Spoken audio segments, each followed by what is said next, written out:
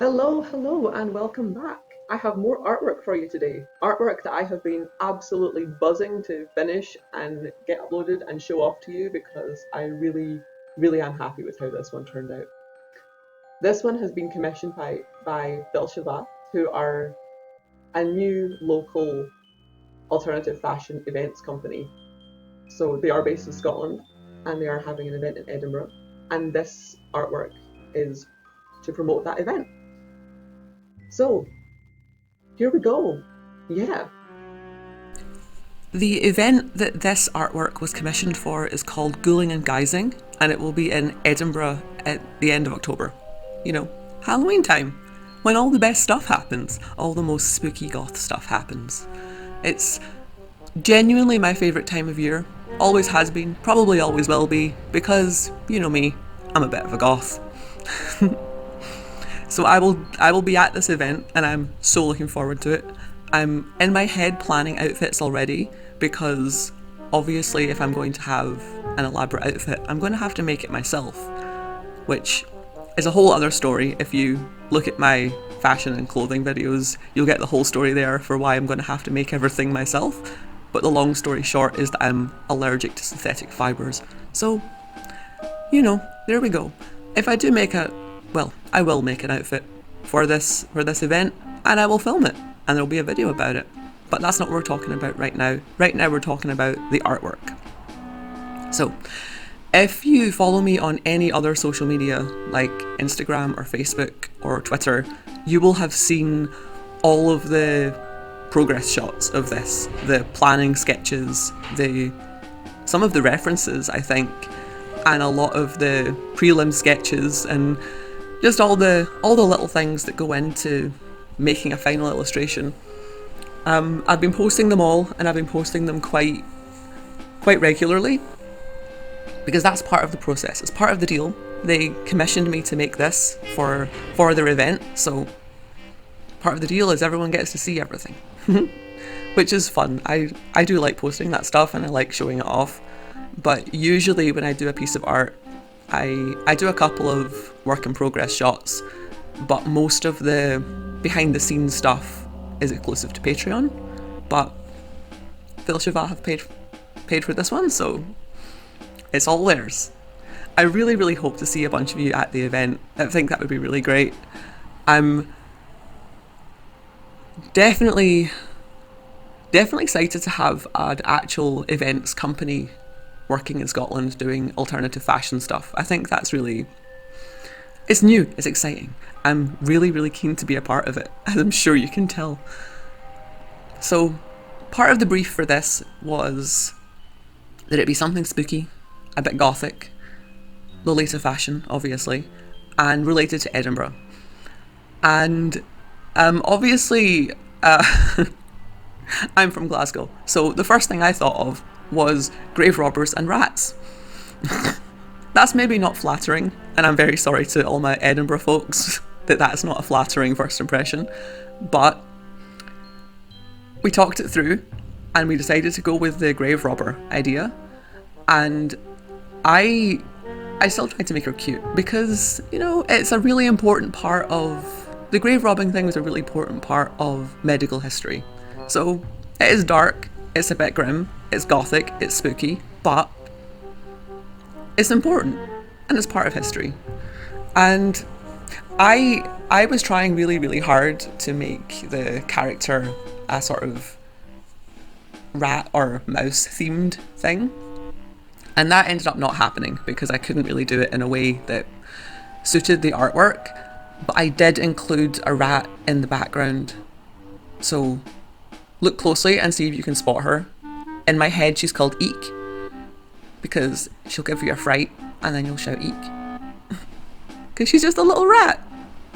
She's absolutely not the mascot of anything, but she is the mascot of my heart.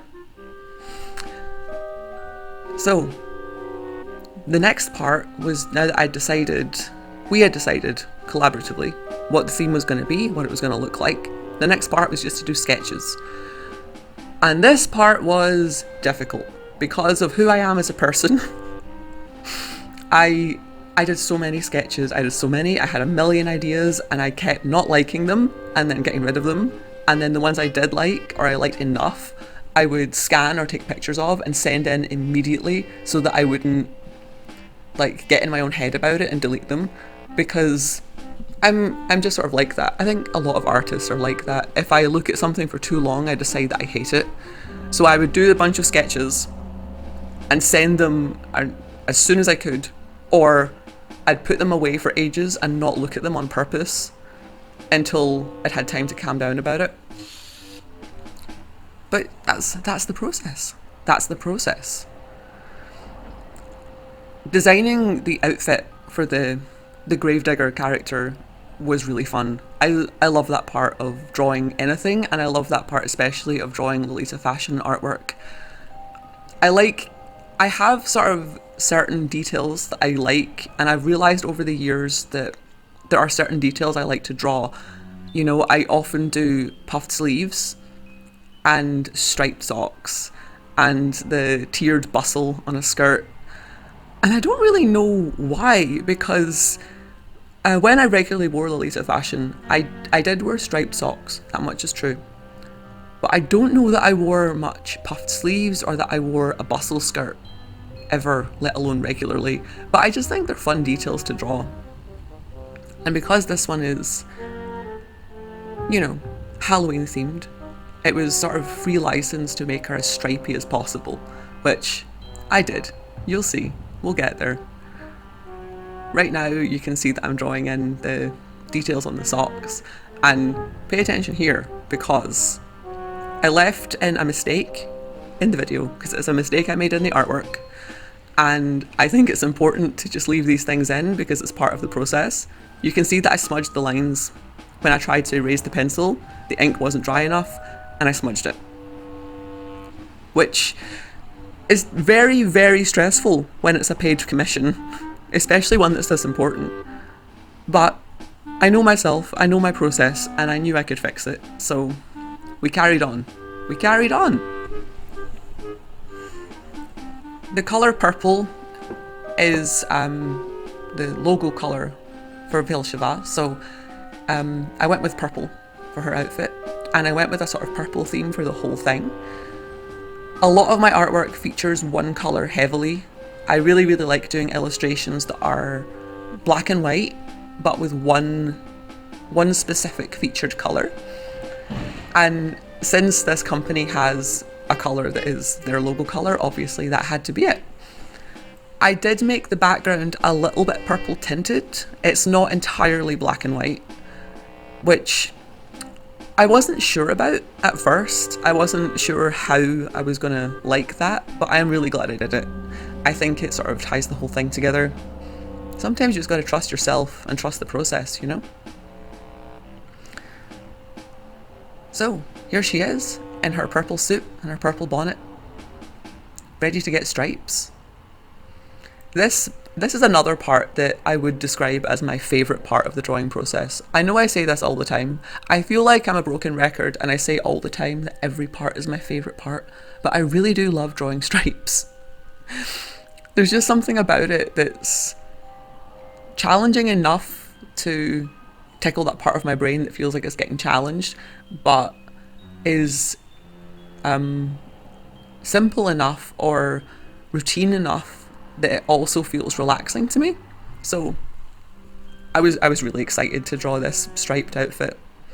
If I could make a version of this that was a more, you know, OG style, like I wouldn't wear the skirt anymore probably, but if I could make a version of this jacket for the event, I might see if I can get safe fabrics that are purple striped. That would be quite fun, wouldn't it? Oh, we might do that.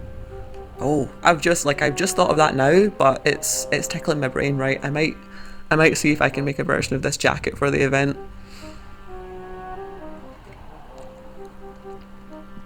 So, I left this clip quite long so that you can see me drawing all these lines in. I know they're not perfectly even and spaced, but they aren't on clothes either. Even if the fabric is, when it's flat, clothes move and bend and form around a body, and that's quite a fun thing to draw too. So, here we go. Zoom out. We can see the whole thing once again. And I'm going to fix the mess I made of those socks. Because I really did make a mess of it. But it's okay. It's okay. You've got to trust yourself. This piece of art has been such a huge part of this year for me because obviously I've been working on it for months now. It's been an ongoing commission process and that is always fun to do, but it's so weird when it's over. As soon as I'd finished it, I felt the part of my brain that had been thinking about it constantly for months just sort of fizzle out and go dormant. And that is such a weird feeling. I don't know if any of the rest of you out there who work on stuff or are artists or work by commission or work on any kind of project know what I mean. That as soon as it's over, that part of your brain just suddenly relaxes and you didn't notice that you were thinking about it constantly. And I don't mean that in a bad way. I don't mean like you're thinking about it constantly in a stressful way. And I don't mean your brain relaxes in a relief kind of way. I just mean it's over. It's done. It's like when you finish reading a book and you close the last page, and that's it. What do you do now? You know? I am right now recording this voiceover, sitting in my studio, and I have no idea what to draw next. Because my brain is so full of this character and this concept and these colours. I might just do another couple in these colours or something sort of themed after it for my own sake. But yeah, I'm sitting here in my studio with a blank drawing board in front of me and I have no idea what to draw next. But I do love this part of the process too. Just a little bit of rest. I know I said at the start, but I am so pleased with how this turned out.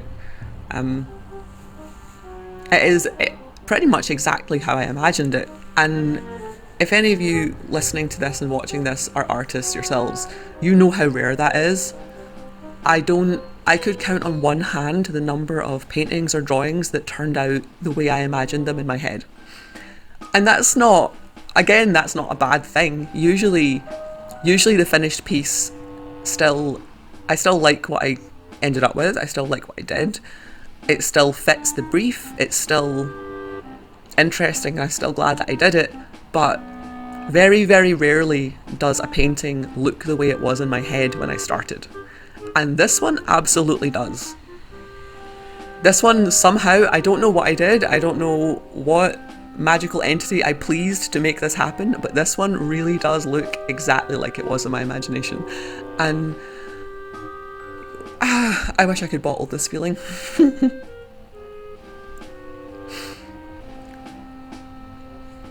There's a little while to go in this video and I am running out of subjects.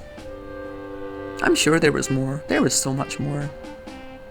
I will post on Patreon the finished artwork and also the preliminary sketches that I did for it, including ones that weren't on other social media, and possibly also my references and stuff. I might even do a little post about the rejected concepts, if you'd be interested in that. I think, yeah, I'll maybe post on Patreon about the concepts I sketched and then didn't like, or the concepts that I sketched and we decided not to go with, or the concepts that I thought up and liked but didn't like as much as this one. You know, just what could have been, stuff that never really happened and never made it to the finish line. Because I always find that sort of stuff interesting when I look at other artists' work. You know, I love seeing concept art that never went anywhere, or concept art that got developed really, really heavily into something else, or ideas that were just rejected, because I think it's really nice when you're looking at an actual professional artist's artwork, and if it's someone that I really admire and I really like their work, it helps me a lot to know that they sometimes also come up with bad ideas. Do you know what I mean? because not every idea is a good one, but you have to draw them anyway. Or I think you do. I think I personally have to sketch out the bad ideas so that the good ones can filter in. And I know a lot of artists feel the same way. And I love the solidarity of knowing that we all have bad ideas sometimes. So, where am I in the painting process? Trees. I do love painting trees, don't I? This is something that snuck up on me a little bit. I didn't notice that I do it until I looked at a lot of my artwork side by side and I saw them all together, and I realised that this specific style of tree is something that I do a lot, and it is very relaxing, so of course I do it a lot. And I knew that I enjoyed it, but I hadn't realised quite how distinctive a thing it is and how many of my artworks it's in. But it's nice. That's the fun thing about seeing all of your artwork together sometimes, or taking a good look at several things that you've created, is suddenly you realise things about your own style that you never realised before. And I love that. I love it so much.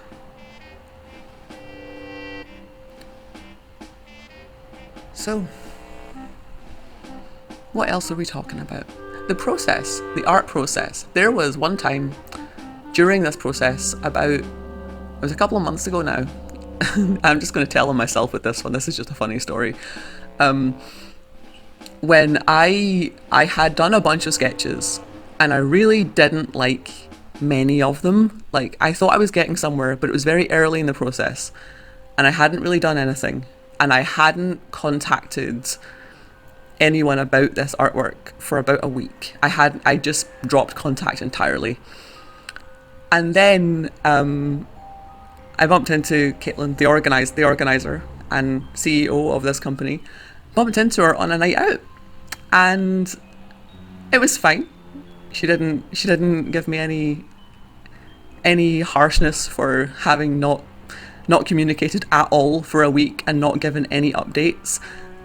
But I really truly felt connected to my ancestors of past artists.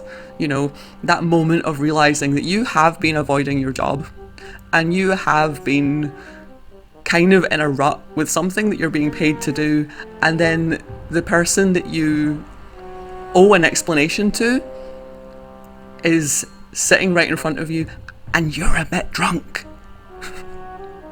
Fortunately, I don't think I made a complete arse of myself, but whew, that moment made me feel truly connected to all other artists in the past, because I'm sure every artist has had that experience. Needless to say, the next Monday, I scanned all of the sketches I had and I sent them in regardless of how I felt about them. I cleaned a couple of them up, and not all of them made it, but I decided just to be brave. And it was great. It was fine. We eventually developed it into this amazing giant illustration that I'm so honoured that I got to do. I'm really, really genuinely touched that they thought of me and wanted me to do this.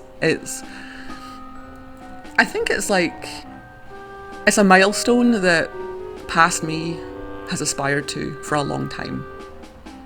To do official artwork for an actual Lolita fashion event. So I can't thank you enough for having me on board and letting me do this, and really fulfilling this dream for a younger version of myself, and for my current self, honestly. Okay, thank you all for being here. Thank you for watching. Thank you for listening. Subscribe, support me on Patreon, whatever you feel like. Okay, bye.